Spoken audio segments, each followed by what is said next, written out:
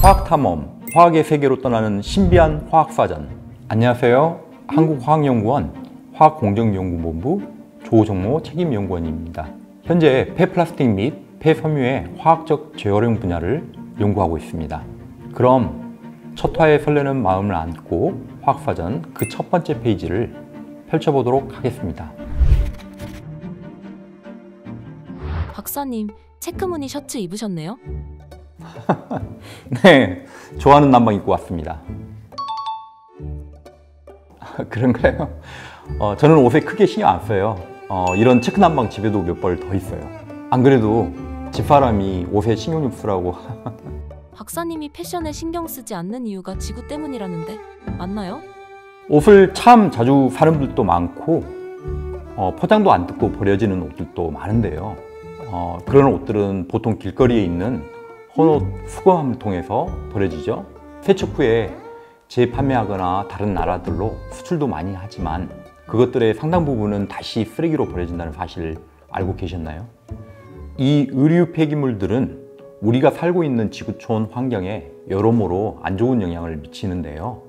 이 천연섬유 같은 경우는 자연에서 쉽게 분해가 되고 일부는 다른 형태의 업사이클링 소재로 활용되는 경우도 많습니다.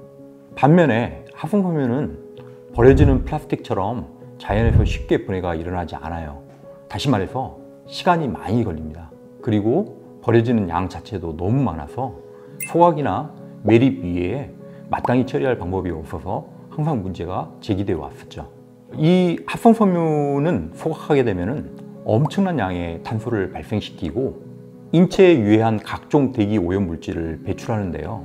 폐기할 때뿐만 아니라 생산할 때도 엄청난 양의 이산화탄소를 발생시키는 것으로 알려져 있습니다.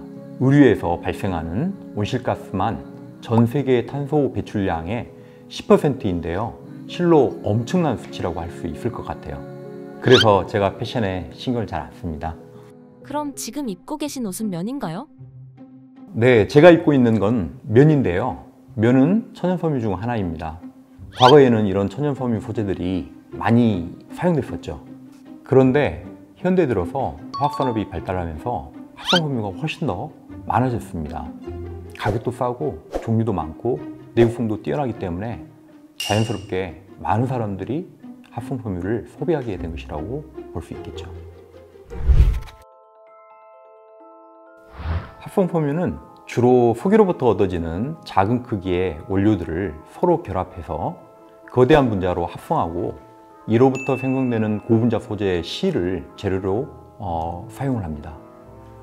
폴리에스터, 폴리우레탄, 나일론 등 종류도 다양한데요.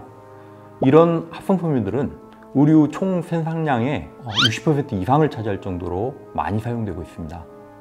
다만 앞서 말씀드렸다시피 이산화탄소를 다량 배출한다는 점 때문에 탄소 관련 이슈에서 항상 늘 거론되어 왔었죠. 그럼 환경오염을 막기 위해 재활용하면 되지 않나요? 재활용을 위해선 재질별로 분류하는 작업이 꼭 필요한데요. 우리가 버리는 옷들은 여러 재질로 뒤섞여 있고 분류 작업은 여건상 어려운 부분이 참 많습니다. 재질 분류는 수작업 외에 효율적인 방법이 없는 실정이고요.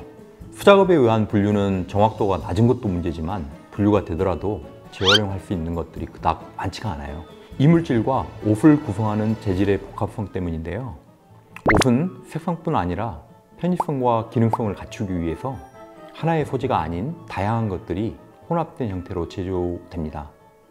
다시 말해서 다른 성질을 갖는 물질들이 촘촘히 섞여 있어서 재활용하기에는 한계가 많을 수밖에 없는 것이죠. 이런 한계점을 딛고 한국화학연구원에서 개발한 세계 최초 기술이 있다고 들었어요. 네, 저희 연구팀에서는 폐의류로부터 합성섬유를 화학적으로 골라내고 이를 다시 합성 이전의 원료로 되돌릴 수 있는 재활용 기술을 세계 최초로 개발했는데요. 보통 무채색이 아니라 화려한 옷도 많이 입으시죠. 재활용하려면 기본적으로 그런 색깔을 빼야 합니다. 옷의 색깔을 표현하기 위해선 염료라는 물질들이 사용되는데요. 생활 속 마찰, 세탁이나 햇빛 등에 잘 견디도록 설계된 것들이라 제거가 어려운 것이죠. 이를 폐의류 내에 섬유와 염료가 갖는 화학적 성질을 이용하여 합성 섬유만을 선택적으로 분리할 수 있는 기술을 개발한 것입니다. 골라낸 합성 섬유들은 다시 종류별로 구분하여 분리 가능하고요. 각각을 다시 합성 이전의 단량체나 재생 원료로 되돌릴 수 있는 재활용 기술을 동시에 개발했습니다. 먼저 혼합된 폐 섬유로부터 색이 있는 섬유만 따로 구분합니다. 추출제를 적용하여 탈색이 일어나는 섬유를 폴리에스터로 판별하여 분리할 수 있고요. 이때 발생하는 염료 폐액을 원래 색이 없었던 섬유에 적용하게 되면 앞서 과정과 반대로 염색이 일어나는 섬유만을 폴리에스터로 분리할 수 있습니다. 이 방식은 오차율이 매우 낮고요. 각종 이물질이 제거된 고품질의 폴리에스터 소재만을 선별할 수 있습니다.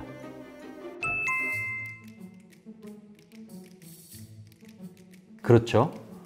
보통 대부분의 옷이 여러 소재가 혼방되어 있는데요. 혼방 섬유에 포함된 다른 합성 섬유들은 앞서 염료를 빼는데 사용한 추출제에 다른 기능을 갖고 있는 추출제를 더 가해주면 합성 섬유만을 선택적으로 녹일 수가 있습니다. 그런 다음 이를 각기 다른 공정 조건에 노출하면 합성 섬유를 종류별로 분리할 수 있고요. 여기에 촉매라는 제3의 물질을 가하게 되면 합성 이전의 원료로 전환할 수 있습니다.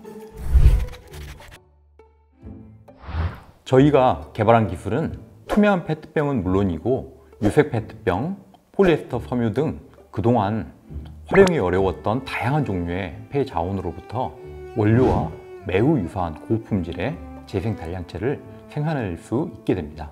의류, 식품 포장재, 가전필름 등 제품 품질이나 종류에 상관없이 여러 차례 반복해서 재활용할 수 있고요. 자원의 연속적인 순환 체계를 만들 수도 있을 것으로 보고 있습니다. 상용화되기 위해 앞으로의 과정은 어떻게 될까요? 전 세계적으로 높은 기술의 수요가 발생하고 있어서 국내뿐만 아니라 세계 시장까지 진출할 수 있을 것으로 전망하고 있습니다. 현재 국내 여러 기업과 상용화를 위해 논의가 한참 진행 중에 있고요. 저희 기술을 도입한 일부 국내 회사에서는 설비를 구축하고 양산에 대한 실증을 이미 추진하고 있습니다. 올해는 실증 설비의 기능을 추가하거나 규모를 확대해서 2025년에 재생 단량체의 본격적인 양산과 상용화에 나설 계획이고요.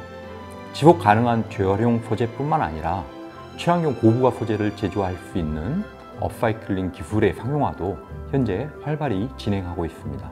이러한 노력은 우리 다음 세대를 위해 꼭 실현돼야 할 탄소 중립 그리고 자원 순환 경제 체계 구축에 상당히 많은 부분을 기여할 것으로 예상하고 있습니다.